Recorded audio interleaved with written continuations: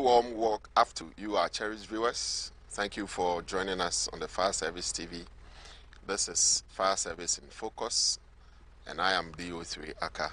Today is a special day. It is 9 years since 3rd June disaster, which occurred somewhere in Accra here, where about 150 people lost their lives through the flood and fire disaster that happened somewhere around Circle. It suffices to note that the Ghana National Fire Service were on duty that whole period. We worked throughout the rains to salvage the situation, and the next morning while salvaging, we had to even help recover several other dead bodies.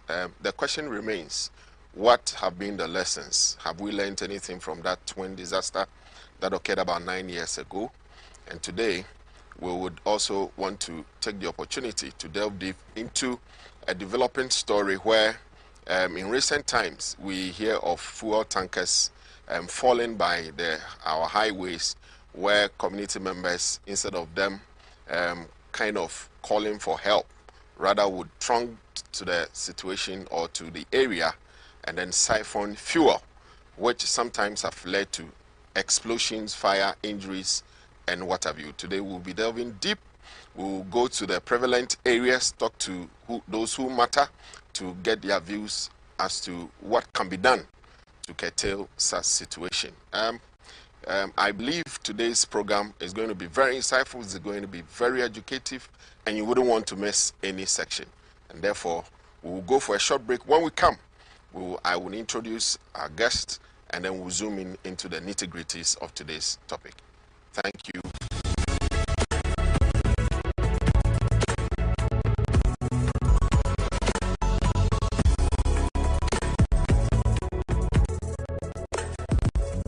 I came across Power City, so I introduced that into our residents who are more than 40 years. They have testified how Power City technology, when the need arises.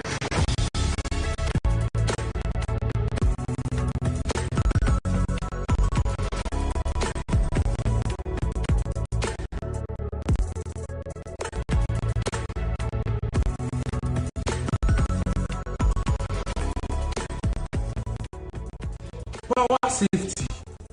Oh my.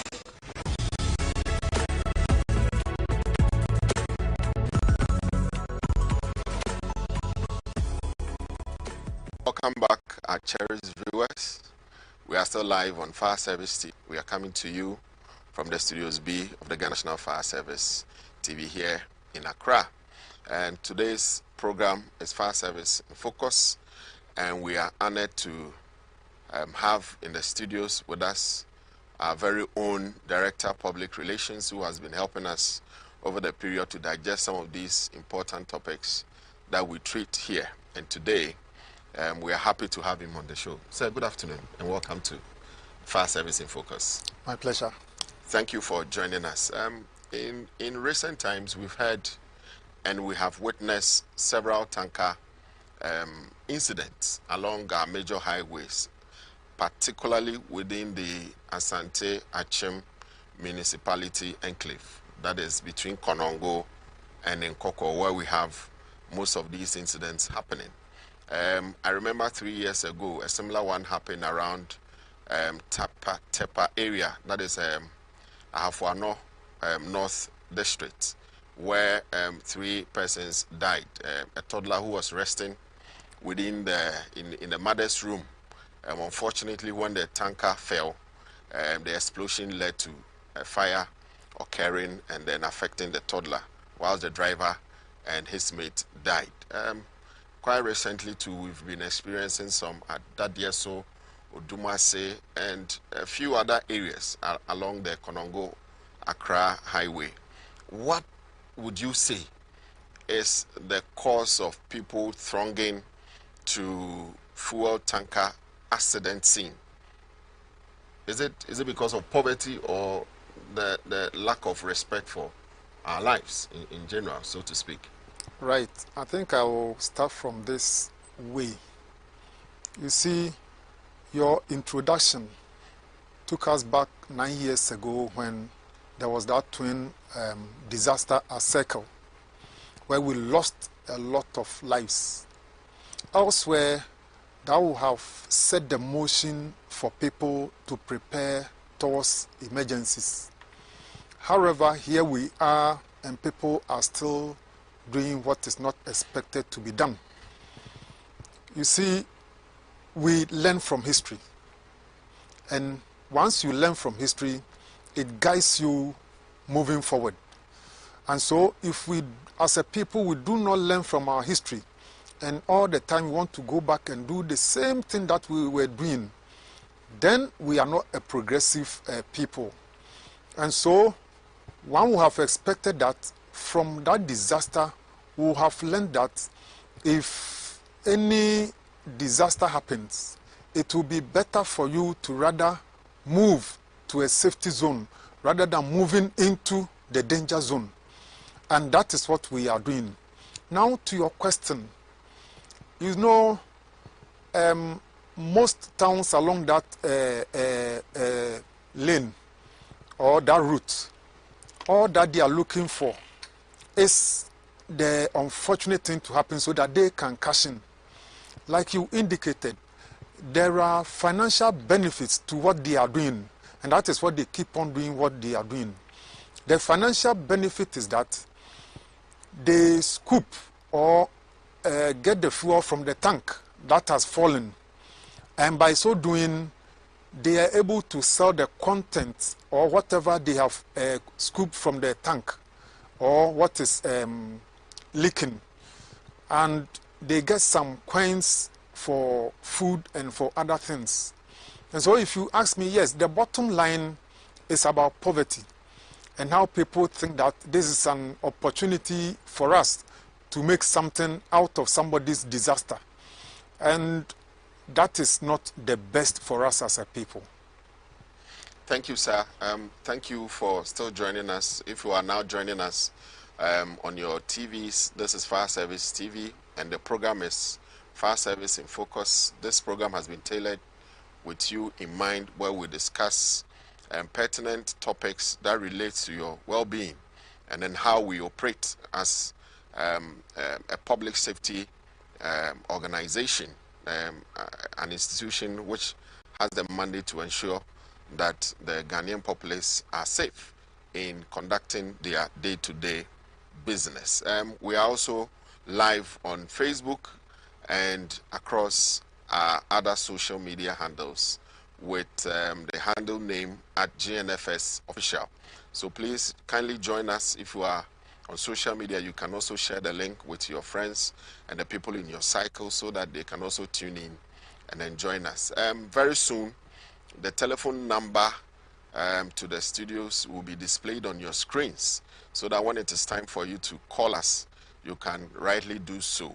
The question now is, why do people throng or rush to accident scenes, particularly accidents involving flammable substances like petrol, diesel, and the likes? Why do people move in there? And already, one of the key reasons that has been assigned is that it's because of poverty. People cash in, and therefore they wouldn't want to even look at their lives, knowing that there could be a fire situation or there could be an explosion that could endanger their life. So, sir, coming back to our next question, when the fire on the trucks, the fuel tankers, when they fall, what are some of the risks that are associated with the fall? Aside the spillage, what are the risks that we should let the people or the public get to know so as to be able to stay clear of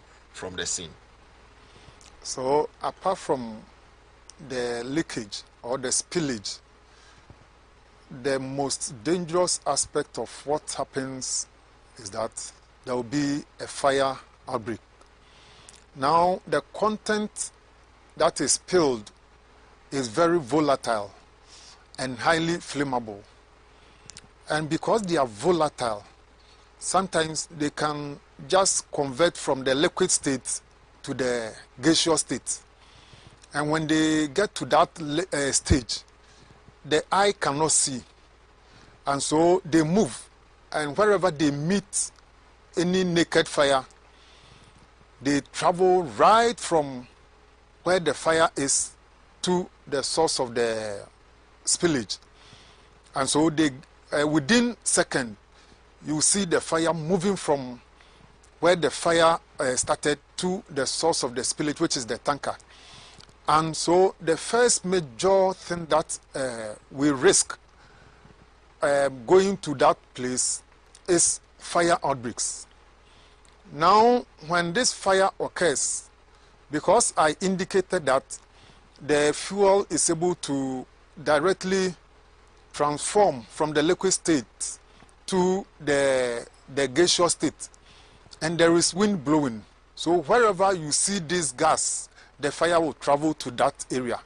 It does not only follow the line of the spillage, it will spread because the liquid has now turned to gas. And once there is air blowing, wherever the gas goes, the fire will follow up. That is how come that anytime there is a tanker fall or there is a spillage of that sort and there is a fire, you see the fire spreading faster. It is because some of this liquid, that is either petrol or gas, has been converted right from the liquid state to the gaseous state. And so it will, and it is also massive. You know, the petrol itself is highly flammable. And so the intensity will be very high. And coupled with the spread, sometimes people don't understand why the spillage is within this area and quickly is spread to a wider area. And the reason is what I have said or indicated, that because it has been converted to gas, and once the wind is blowing, so wherever the wind blows, it will send the gas, and once there is fire, the fire will follow up to that wherever the gas is. And so the first thing that we experience here is fire. Now, once the fire has occurred, then it will lead to other things. The other things it will lead to is deaths and burns. Deaths and burns. If you are lucky, you will be burnt. If you are not fortunate, you die out of the burns. Now, even those who sustain burns, apart from the fact that you go through very excruciating pains, there is also the possibility that once the medical practitioners have let us know that once over 50% of your body is burnt, it is highly likely that you also lose your life. So apart from going through that excruciating pains, you may also turn up losing your life depending on the degree of burns on your body. And so it is important that when vehicles over 10, tankers over 10, and the content is being spilled, let us rather move away instead of moving in to cash in on the situation. When it happens that way, and there is any little spark, the fire will quickly travel to the source where you are collecting the fuel, and the resultant effect is that you may get burnt or you will die. Now, let us note that it is not about the fuel moving to somebody's kitchen or where somebody has lighted a fire. The vehicles that are passing, some of them give sparks. And so, depending on the level of sparks that are emitted from the ongoing or passing vehicles, that one can even start the fire without the introduction of any fire from any home or anybody having naked light. Yes, sir. Thank you so much. So, viewers, if you are joining us now, we are looking into the topic, why do people strong fuel tanker accident scene to siphon fuel? And Director Public Relations has explained extensively that one of the risks is that fire would occur. And once these flammable substances are so volatile, the moment they fall and begin to spill, they are able to transform into the gaseous state, and at any passage of any flammable front, they can ignite, and the fire could be catastrophic, where people can burn and then die. So let me take you back. Let's say a fuel tanker has fallen on its side and it is spilling fuel before even the fire. I want you to help us to understand some of the risks or the hazards that are brought about as a result of the accident. If it is spilling, probably it could spill into a nearby stream. It could also spill into a nearby vegetation. So meaning that there are some environmental concerns that we should be thinking about. And then also, because they are so volatile and they are substances that mustn't be inhaled in certain quantities, what would you also say are the issues with it, and therefore the advice that you give people not to move closer to such incidents? So, like you have indicated, there is that environmental challenge. However, because people are not aware of this, that is why they don't see anything wrong with that. Now, I was concentrating on the effects on the persons who directly are involved in collecting this spilled gasoline from falling tankers. Because what is important is that, look, if you have your life, you have everything. Let us also note that once the tanker has fallen, the environmental pollution will be there. And so that one, there is very little we can do about it. But what we should prevent is the fire that may come as a result of this collection of the spilled content of the tanker. You see, if you see how people collect buckets and gallons and go on top of the tanker to collect the content, it doesn't speak well of us as a people. And so it is important that we get to know what, as human beings, we tend to suffer. The environmental issues, even though they are also very important, because we don't have the immediate impact on the people, we need to stress home to them what are the immediate impacts on them when such practices keep ongoing. And so we need to let them know, so that they will be very careful, so that in case next time something of that sort happens, they don't rush into the scene to try to cash in. Now, let's talk about the environmental impact. Like you indicated, whether there is a stream or there is no stream, once the soil absorbs this content and there is rain, either it is washed to the stream or it is washed down, it sinks down to the water table.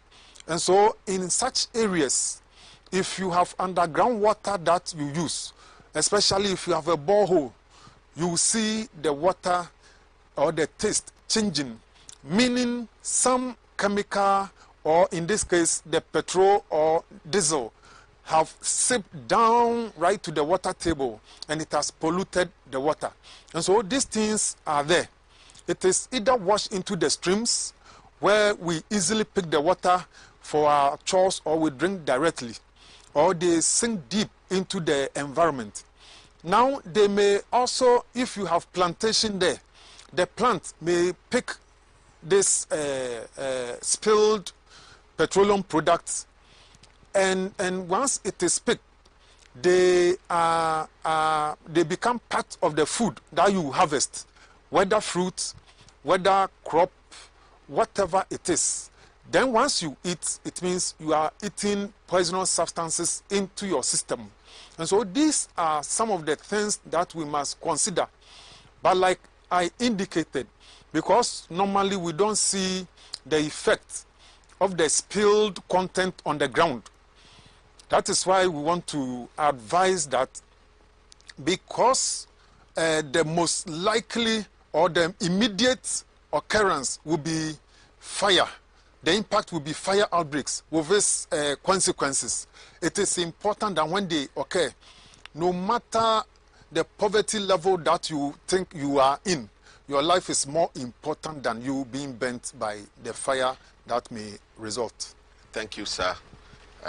Viewers, we want to inform you that this broadcast is being telecast live through our social media handles at GNFS Official. You can join us on Facebook, on YouTube, and all our other platforms. We are also live on your screens on the Fire Service TV, where we are broadcasting to you. And we want you to send in your comments, your questions, and all the concerns that you have. If you have also experienced some of these negative effects of fuel siphoning that has led to an explosion or fire emergency, kindly let us know, and then the area as well, so that we can address whatever concern that you have. The number, the studio line is 050-960-8744. 050-960-08744. I take it again. The studio line to call when the phone lines are open is 050-960-8744. It will be displayed on your screen so that you can send in your WhatsApp comments or your questions as well, so that when it is finally opened, you can call. Sir, you earlier on indicated that fire, explosion, some environmental impact. Now, I want us to narrow our conversation to some of the sources of heat around the falling tanker that will make that incident very tricky. We understand the role that static electricity can play. We also know that these cars travel over a long period of time to even get to the accident scene, and therefore, because it has traveled for a long distance, there is so much heat buildup. It could even leak some other oils into some hot parts, and that could easily. So, let us paint a very picture that we want to see, so that people would understand that standing on top of a falling tanker to scoop or to siphon fuel is not a good thing at all to do. So when a tank falls and you climb, you see, when you climb, there is a friction between whether your shoes or whatever you are wearing and the surface of the tank. When this thing happens, because the content is already volatile, the little friction that occurs can spark a fire. So you yourself, that you are going on top of the tank, because there is a spillage on the surface of the tank, and your legs scratching on the tank surface, that one is even enough source of worry, because it can easily spark or start a fire at that stage. Once it starts, because you are there and the content is already there, you are already in trouble. Then again, depending on the flow of the content of the spillage, it may also touch the engine compartment of the tanker. You know, like you indicated, the tanker has been traveling for a long distance. Therefore, everywhere in the engine compartment is hot. And therefore, the little introduction of any of the content of the spilling will easily ignite a fire, and the whole tanker will start burning. Now, we also, as I indicated earlier on, because they are traveling on the road and they fall, they sometimes fall on the road itself or just by the side of the road.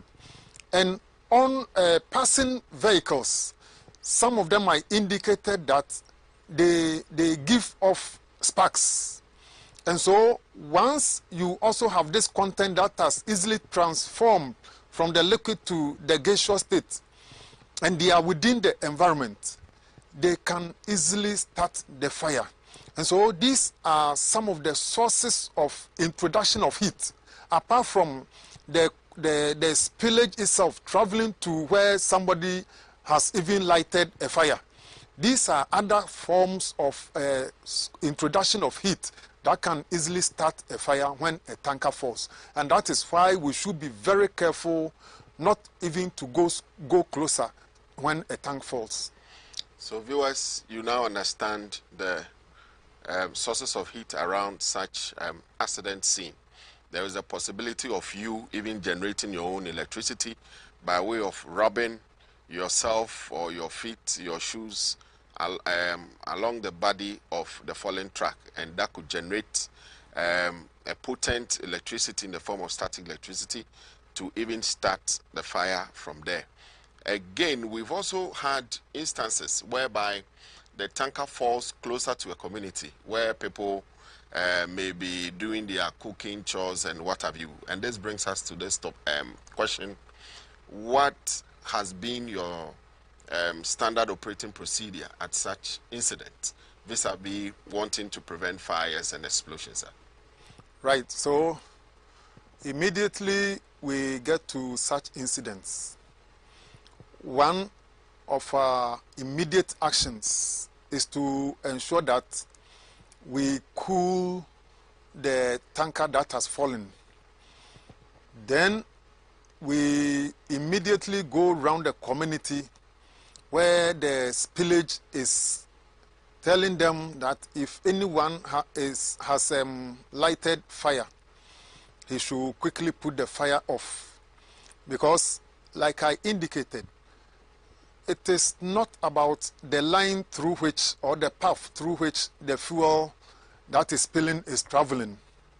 It is about how quickly the fuel is transformed into the gaseous state.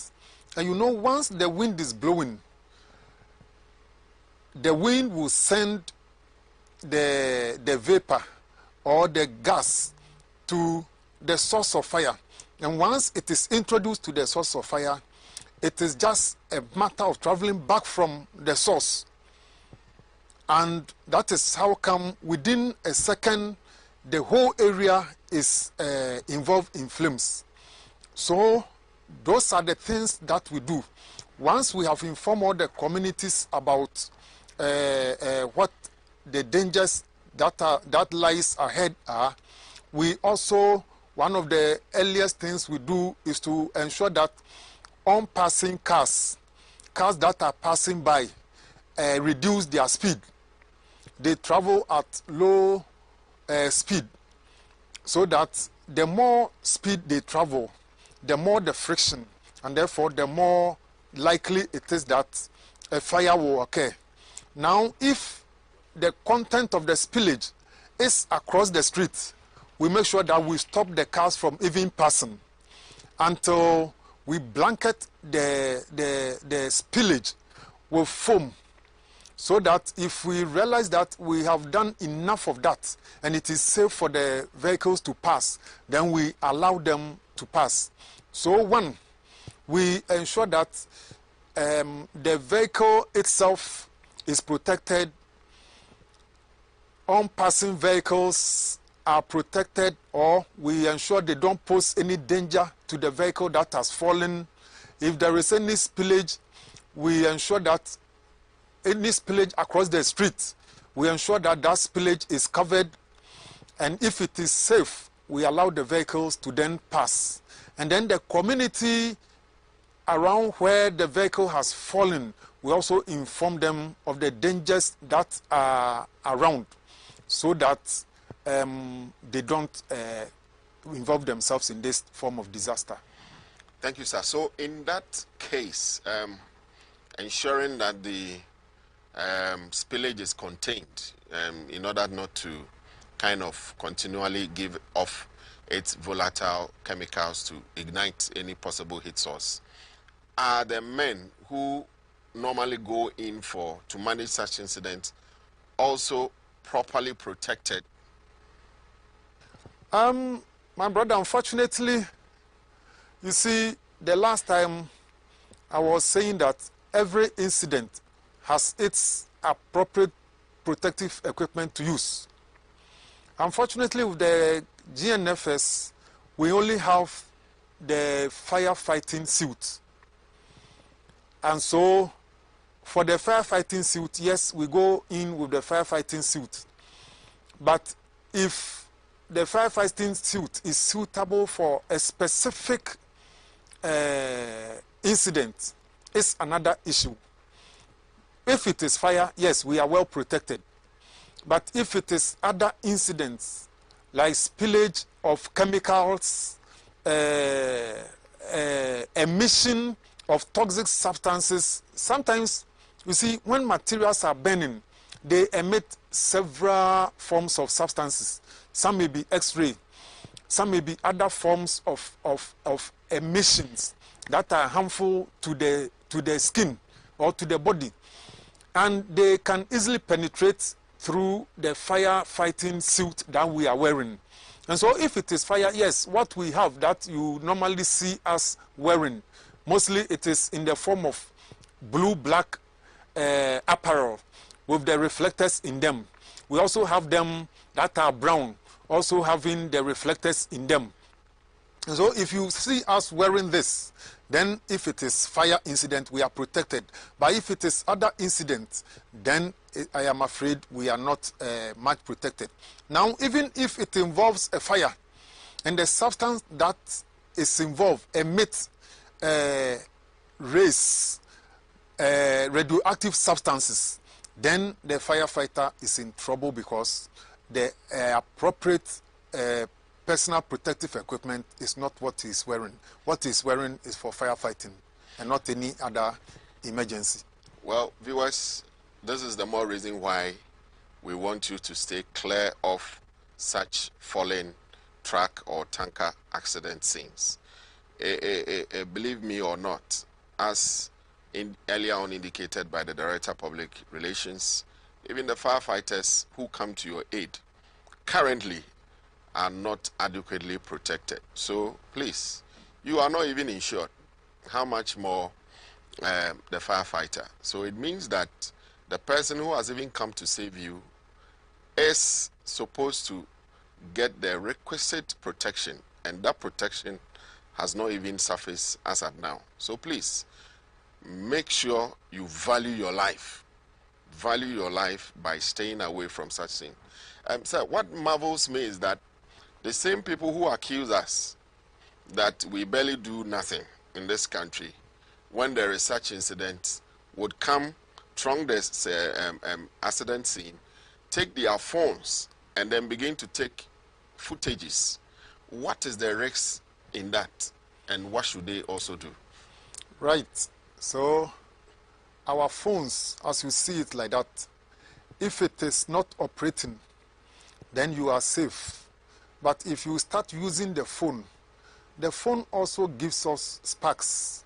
But because the sparks are not visible to the naked eye, you will not see it. So once again, I want to reiterate that when such substances are spilling, they transform from the liquid state to the gaseous state. And while you are standing, it is highly likely that the gas has occupied the area in which you are. And so if you take your phone and try filming what is happening, the most likely event is that you are introducing sparks or fire to the gas. And the immediate thing that you see is fire starting from your phone. You will not understand why. But it is because your phone emits or gives off sparks, and there is the gas which has been transformed from the liquid to the gaseous state from the fuel around. And so you are introducing the fire, and then you start the fire burning yourself and burning others around. So it is important that if you have your phone, and even if you want to take some shots, you go far away from the incident scene don't get closer, because the more closer you get, the more risky it is to take these shots and films trying to be the first to post. Please, it is very dangerous.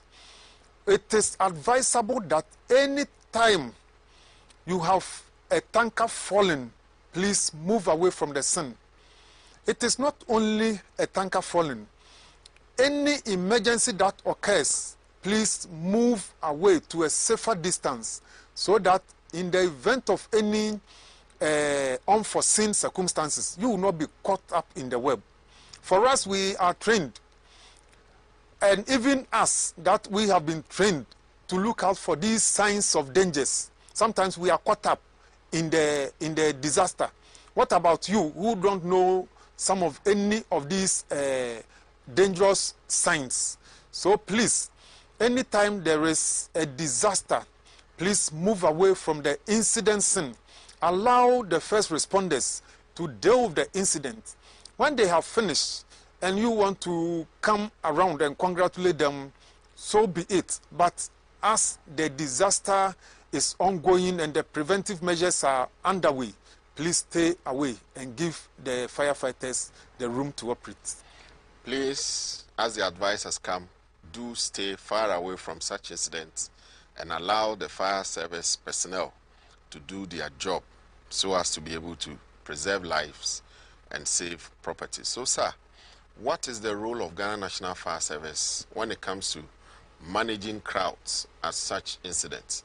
Well, when you were talking about your SOPs that concerns management of such incidents, I didn't hear anything about crowd control, because we see that anytime there is a falling track, and because of the economic consideration, people want to cash in, they would rather trunk the area. What is the role of the fire service? Is it our responsibility? If it is not, whose responsibility is to ensure that the crowds do not gather in their maximum capacity to disturb them from doing their professional job? Right, so in incidents of this nature, the fire service moves in. Once people are trooping in, the first thing we do is to manage the thronging in of the crowd to the scene, and then we call in the police to come and assist. Once the police arrives, then we leave the crowd control to the police service, because that is their responsibility.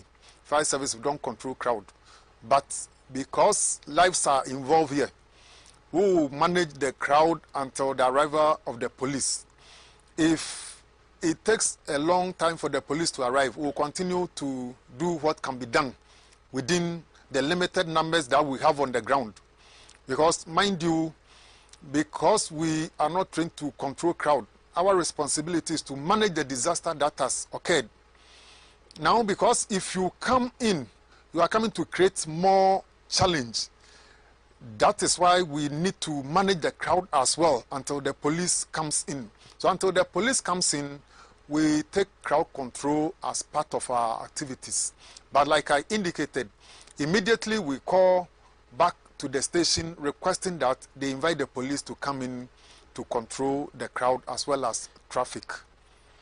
All right, sir. Thank you so much. But when the crowd move into the scene, does it affect you in any way? Yes, you see, every disaster, you plan for it. And that is how come when we get to any incident scene, you see the officer in charge quickly doing a quick assessment of the situation and to determine what is supposed to be done. And so if the general public has thrown into the scene, impeding the clear view of the firefighters, then we will not be able to do proper assessment of the situation and deploy whatever tactics is supposed to be deployed to contain the situation. And therefore, that is why we are saying that if incident happen, please give us room to operate. If we need any help, and I repeat, if we need any help, we will call upon you to come and support us, and we'll give you specific roles to play for us. And so if we have not called you, please stay away. Our responsibility is to do a quick assessment of the situation and deploy what equipment and personnel that are needed to curtail that situation. And so our responsibility there is to ensure that the situation is brought under control. And we do a quick assessment, reassess what is requested to be done. If we don't have adequate resources available at that instant, we call back to the station and more resources are dispatched to assist. So that is what is done. Thank you, sir. If you are just joining us, we are beaming to you live on your fire service TV here at the Ghana National Fire Service Headquarters. This is Studios B. And then also we are live across our social media platforms with the handle at GNFS Official. Kindly share the link to your friends so that they can also join in into today's important topic being discussed. We are looking at why do people move into falling truck accident scene to siphon fuel. What is the rationale? What is the motive behind that? What are the dangers associated in involving yourself into that risky venture that could end up or that could result in injuries, and you could also die in the process? Why do people do that? The telephone number is 050-960-8744. Before we go for break, I would like to know from Boss, as earlier on indicated, you said that the fire officers are not adequately protected. Many a times, I see some of them even without breathing apparatus. Some are not in appropriate PPEs. Yet, they are able to effectively manage this incident. Don't you think that there are risks health-wise, and what is management doing to kind of mitigate the kind of fumes, the toxicity of these chemicals that they inhale at this incident scene? What is the provision for them? Are they insured, so to speak? Right. So mostly those in the fire tender that will move into the incident scene are mostly all protected. So they have the firefighting jackets, they have the breathing apparatus set, and so it is the responsibility of the officer in charge or the commander of the crew to, that is why he does his quick assessment and decide on what action to take. If according to his assessment the environment is toxic, then he will ask them to put on the breathing apparatus. Unfortunately, we used to have what we call the breathing apparatus plants that we used to fill these plants. All of them are broken down as I speak to you. However, management is doing its part to ensure that we bring in what we call portable filling plants or filling equipment, so that because these are portable, you can even carry them to the incident ground, and then as and when you need, the cylinders are filled for use. And so this is what management is doing. Now, as to whether so let me continue. The situation arises where they may need additional men on the ground. So if they request for these additional men, then it means all those that are coming will not be well protected. Those are the people that you see normally in uniforms at incident grounds or in overall, because the PPEs that we have only covers those in the fire tender. Any additional men that we request might not come with this appropriate personal protective equipment, and therefore they will have to come in with overalls and then in the normal uniforms that we use to work. Those ones are not meant for emergencies, but because they are needed and they don't have the appropriate personal protective equipment, they need to go in the overall or at worst in the uniforms that we are wearing now. So that is the situation that we find ourselves in. Going forward, we have requested that at least every firefighter would have one personal protective equipment. It will even help us health-wise, because what is happening is that if you come to work today and you are closing in the afternoon for me to come and take over, it's the same firefighting jacket that you use to go out. It's the same one that I will use when there is another emergency. So health-wise, it is not even good for us. But this is where we find ourselves. And we hope that with the promise of equipping us, those things will come very soon, so that every firefighter going forward will have his own personal protective equipment. Now, on the issue of insurance, whether we are insured, no, we are not insured as firefighters. What exists for all of us is the national insurance policy that every fireman is on. So if the insurance policy does not cover certain diseases, then it is also not going to cover the firefighter. In any case, when the firefighter is moving in to fight fires, he doesn't go with his insurance card. He just go with fully dressed with his personal protective equipment. And this personal protective equipment, they are also flammable. At certain temperatures, they can also burn. And so you see firefighters being bent. If you are bent, you are sent from the incident ground directly to the hospital. And these hospitals, they want you to put money down before they give you the treatment. And that is how come we are calling for a comprehensive insurance, a special one for firefighters, so that if you are injured on the line, in the line of duty, we quickly send you to the hospital, and once that insurance is there, they quickly take very good care of you, and the insurance will take over.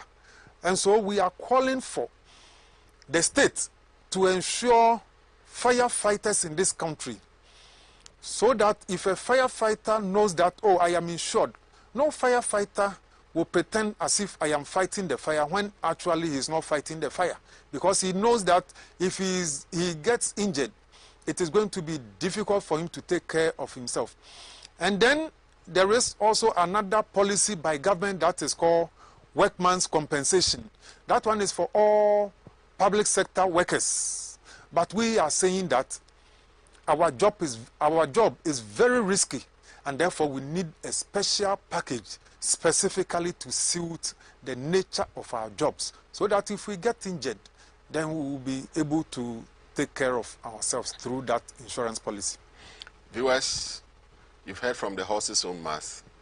The ordinary firefighter has not gotten any insurance, and therefore he comes to your aid to help you save your life as well as safeguard your property. So if the firefighter is not insured, how much more you, who is coming to siphon the fuel that does not belong to you, and that amounts to theft. So quickly, over the weekend we had an unfortunate incident. We had an unfortunate incident around Odumase within the Konongo municipality, where we had to respond, and the accident involved 3 vehicles, a fuel tanker that was traveling towards Kumasi with about 36,000 liters. I understand we have the municipal fire officer for Konongo on the line. Dio Bryden, good afternoon. Good afternoon, sir. Welcome to Fire Service TV. Thank you very much. We understand there was this accident over the weekend, Odumase, where one person died and 2 people killed and sent to the Konongo Government Hospital for treatment. And then we also heard that people were siphoning. Throw more light on it for us, please. Yes, sir. Once again, good afternoon to all our listeners. On Saturday at 12:70, a distress call was received from the fire station report a road accident near Odumase. The visual, we quickly got to the scene to help, and we observed Marco Polo VIP branded by Toyota Camry, and that of F4, which you already have given the information that was the tanker has fallen on the side, and there's leaking out. And then the Camry, which was also involved in the driver, and one person, that passenger, was rescued, taken to the hospital for first treatment. The VIP bus had close shave with the 45 bus could also tragically involved, but we were very, very much. It just had a very minimal side swipe and not cause injury to injuries. Yes, there was, and people who were around Stonewall. It's actually a common phenomenon. We observe a lot of in a place that is the Asante on off the Kumasi highway or petrol. The public shy away from campus that of LPG, but anytime it is of diesel or people with vehicles that and barrels and gallons come and then type on for. It becomes so to the extent that stakeholders in this regard, public inspection becomes very, very difficult. The police is to make sure that the public is not come into this. That is always there. And people put the money before their life. So, Commander. Yes. Hello, Leo Bryden. Yes, listening to you, I get the fact that you've tough time in controlling the crowd such incidents. Exactly. What is your outfit to prevent some of these happening? Because one, we know that when it's like that, the content does not belong to the public, and anybody who siphon fuel, take any fuel or anything aside the fuel amounts to theft.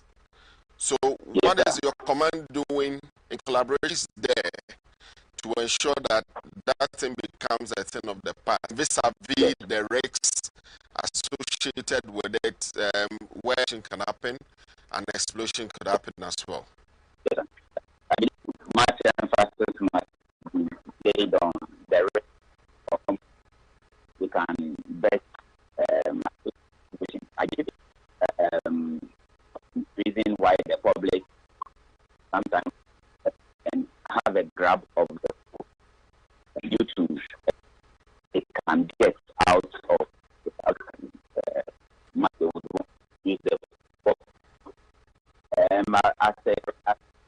I have put this up as news, and I believe I would need to continue from there as a team, the police, fire service, and other stakeholders. We come to the during incident,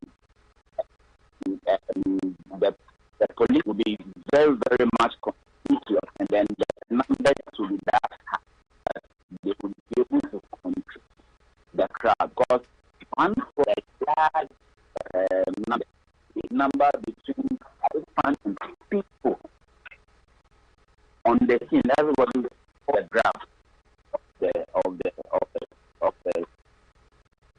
police. So I believe we will come from our part from music, and then the other stakeholders, including some opinion leaders, the GAO sellers as well as drivers union, to see how best we can work together. It's not buying the fuel that has been siphoned, because he's aware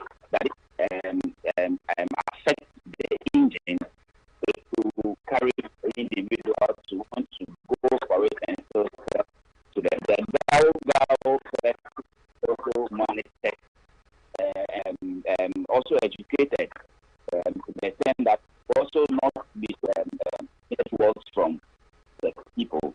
Also have a way of, and if the police employ a lot of such things, because usually the number comes an issue. If they can also do a lot to the scene. I think these are some of the put in place to curb. Wow. So, Leo Bryden, we want to thank you so much and we wish you well. Yes, thank you very much. Thank you. First, we would like to take a few comments from our followers on Facebook and then see if they have some concerns to that would need a quick address. This is Pascal. It says, new week with new energy. God bless the firefighter. Ghana police is also watching. JOSH, some people don't learn from history, and that is very sad. IB Anas, beautiful one. Rashid Iliasu, good afternoon, sir. We are doing a great job. May Allah bless your good work. Thank you. That is Rashid. Safe House Initiative says good safety education. Keep it up. Thank you, Safe House, for joining us this afternoon. Prince Ofori Boateng says that, sir, in fact, God will bless you all because today you speak my heart problem. That is the insurance policy. Even if, even the our own salary that I used to do the SIC. Oh, okay. I understand your drift. Prince Ofori Boateng says, salute to you, boss. Thank you, Prince Ofori Boateng.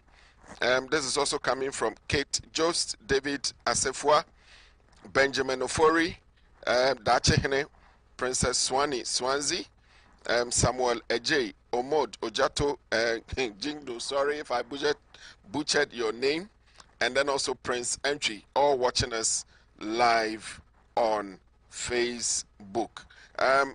Sir, we want to wrap up, so we want to hear your concluding words, especially what management is willing to do this time around to kind of help curb this one too many falling tanker fuel siphoning activity in this country.